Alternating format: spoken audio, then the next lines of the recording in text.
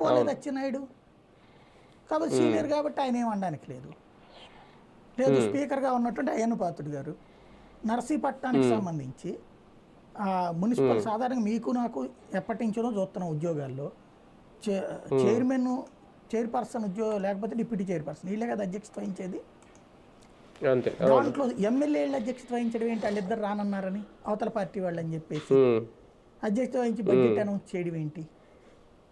ఇప్పుడు దాంట్లో ఎవరిని తప్పు పట్టాలి బేసిక్గా ఇట్లాంటి వాటిట్లో. ఇక్కడ మనం ఒకటేంటంటే వాళ్ళకి ఎవరికి స్వేచ్ఛ లేని వాళ్ళు లేరు.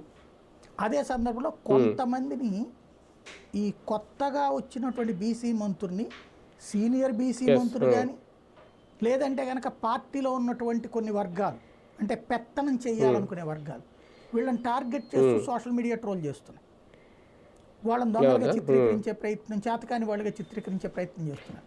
కానీ ఒక చిన్న డౌట్ సార్, నిజంగా మంత్రుల పనితీరు మీద ఈ ప్రచారాలు ఇవన్నీ సోషల్ మీడియా వరకే పరిమితమా? నిజంగా బాబు గారు మార్కులు వేయట్లేదా?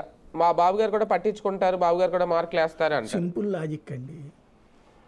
భవిష్యత్తులో ఎప్పుడైనా తీయాలి అనుకున్నప్పుడు 100 కారణాలు చెప్తారు, అప్పుడు ఒక సోర్స్ రాస్తారు. తీయద్దు అనుకున్నప్పుడు మందలించారు. ఇదేంటంటే జస్ట్ ఒక మీడియా పబ్లిసిటీ స్టంట్. వాళ్ళు సరిగ్గా పని చేయకపోతే వార్నింగ్ ఇచ్చారు, వీళ్ళు పని చేయకపోతే వార్నింగ్